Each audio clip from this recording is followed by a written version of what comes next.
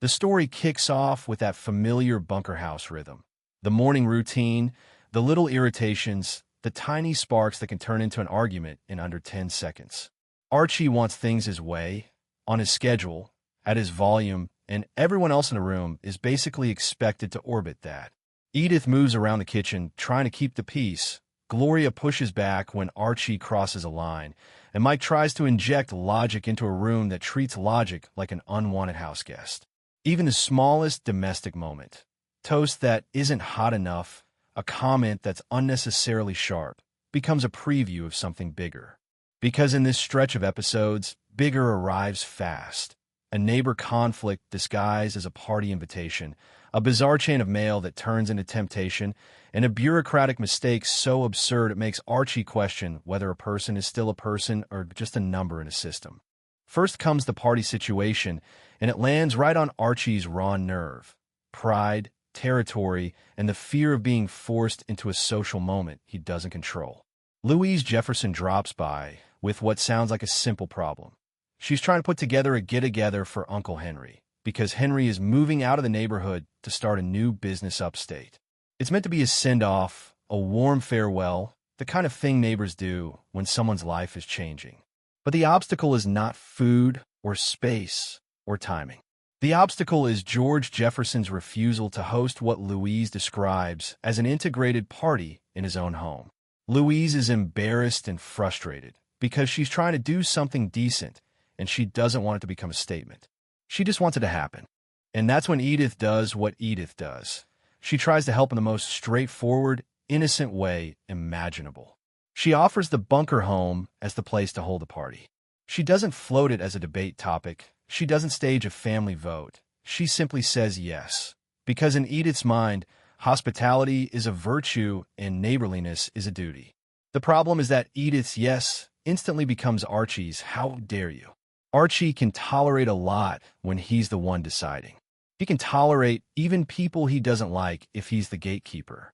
But Edith volunteering their home without Archie's permission feels, to him, like losing control of the castle. The house turns into a pressure cooker. Gloria points out that Archie is acting like he's the last person still clinging to an old panic, while the world has already moved on. So Archie tries a classic escape. He threatens to remove himself instead of actually addressing the issue. He storms around, acts like he'll be gone, like they can have their dumb party without him. But the more he tries to run away from it, the more the family calls it what it is, fear dressed up as principle. The irony is sharp. Archie complains about other people's social rules, yet he's the one trapped by his own. And the party becomes less about snacks and more about whether Archie can sit in the same room with George Jefferson without turning it into a contest. While all this is happening, the show keeps slipping in everyday details that make the conflict feel lived in instead of staged. Lionel comes in and out, doing errands for his mother. There are cookies being passed around, small chatter about Uncle Henry's move, and Archie tossing off-crude jokes and assumptions with the lazy confidence of someone who has never had to fact-check his mouth. The humor comes from how casually Archie says outrageous things, and how calmly everyone else either deflates him or braces for impact. When the party finally gathers momentum, it has the feeling of two households colliding inside one living room. Louise is grateful to Edith, but you can sense the discomfort. She knows she's bringing the Jefferson family into a space where Archie has been loudly resistant. Archie is torn between the urge to stomp out and the urge to prove something by staying. And George Jefferson enters the dynamic with his own energy, proud, sharp, unwilling to be looked down on, but also unwilling to pretend he doesn't notice what's happening. The tension isn't one-sided. It's a tug-of-war where both men refuse to appear weak, and both men interpret courtesy as surrender. The party storyline is built around the simple truth that it's easier to argue in the abstract than to share a room in reality. Archie can rant about how things are, but it's different when there's an actual person in front of him, smiling, speaking, reacting. That's when Archie's bravado starts colliding with the fact that social life is not a speech. It's a moment-by-moment test of restraint. The comedy keeps bubbling, but under it sits the uncomfortable question: does Archie actually want to live in a neighborhood or does he want to live in a fortress?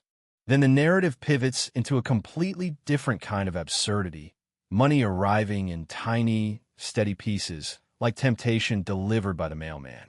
Edith, in a moment that feels almost too simple to matter, sends a coupon to a prune company. She expects something small, one token quarter, a little promotional gimmick. But instead of stopping, the quarters keep coming. One becomes many. Many becomes daily. Daily becomes a growing pile that is both hilarious and oddly stressful, because it's not supposed to be happening. Edith is the kind of person who hears extra money and immediately wonders if it's a mistake. Archie is the kind of person who hears extra money and immediately starts doing math. Archie doesn't just see quarters. He sees possibility. He sees a future where the pile turns into a system, where a mistake can become an advantage, where a quiet streak of luck can be treated like a reward for endurance. He starts calculating weekly totals, yearly totals, even long-term totals, and he does it with the seriousness of a man planning a business strategy, not a man staring at accidental change. Edith tries to bring him back to basic morality. It isn't theirs, so they shouldn't spend it. Archie, with his special talent for turning a wrong idea into a confident speech, insists the right thing to do is spend it. He frames it as destiny, as opportunity, as something that would be foolish to throw away. The comedy lands because both of them are consistent. Edith is consistent in conscience. Archie is consistent in self-justification. And Gloria and Mike are consistent in calling out hypocrisy when they see it, even if they can't fully stop the train once Archie is rolling. The quarter storyline turns into a miniature moral trial inside the living room. Not because the money is huge, but because it reveals character. A person's integrity isn't tested only by giant sums. Sometimes it's tested by small, ridiculous envelopes that arrive again and again until you either confess or rationalize. Just when you think the household can't get more chaotic, the third threat arrives: bureaucracy. Archie gets tangled in an administrative error that is so extreme it becomes surreal.